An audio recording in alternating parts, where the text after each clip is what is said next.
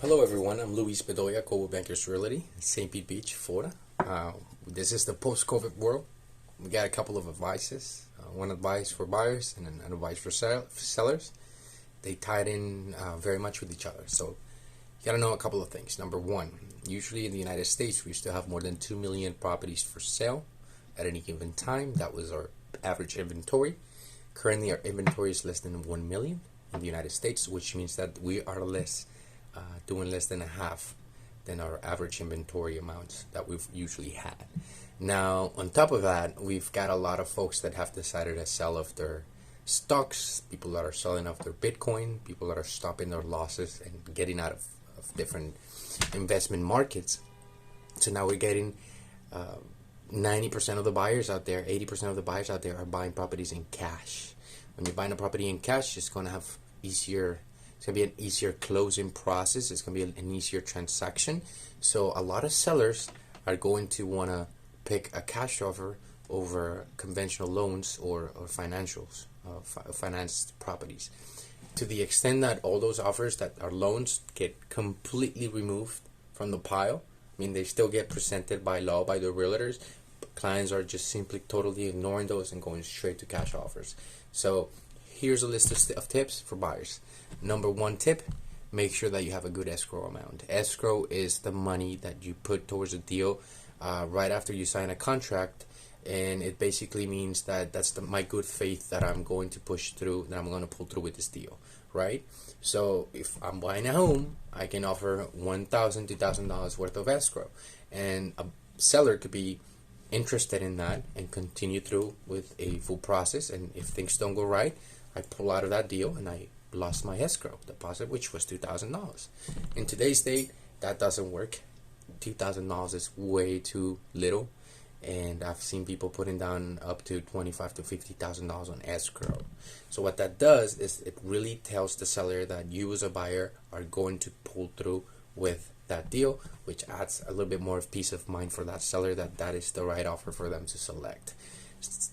Tip number two for buyers, go ahead and place an escalation clause again along with your offers. So you have in a contract, and that contract comes with an escalation clause. Basically means that you're willing to escalate to a higher price. Let's say you put an offer at 400, but you're going to escalate up to 450. If there's an offer that comes at 430, that seller is going to come back to you and say, hey, I got this offer at 430. You said you were going to pay at 450. Let's go ahead and do that. So the seller basically that's got to be part of the tip, so just stay tuned. Number three tip for buyers, make sure that you have a short inspection and short closing period. So that's it pretty much. Good escrow, no very short inspection, short closing, and an escalation clause. For sellers, the tips for sellers will be to focus on getting as many offers as they can instead of just getting one or two really good offers. To give you an example, let's say I've got a home that can be priced between $480,000 and $500,000.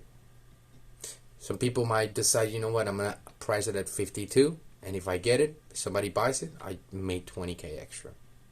Well, that may or may not be a good idea. The reason why is because when you're pricing when your property is going to be above, let's say an estimate, it's going to be above all the estimates, above all the comparables of that market.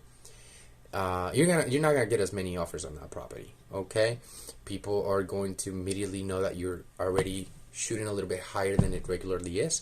So you should be able to get some offers, but not as many as you would if you were, say, price that property at 480. Because at that point, instead of getting one or two offers, you could get up to 20 with today's market, the way it works. And what you do is at the end of those, that offer period, all those buyers are pretty much going to be competing with each other in terms of who has a better offer term, who's got the shortest inspection, who's going to close first, who's conventional, who's cash, who's got a good escrow. So now, if you really want to buy a home, you really got to offer an attractive contract to a seller, and that's something that you can do working with me.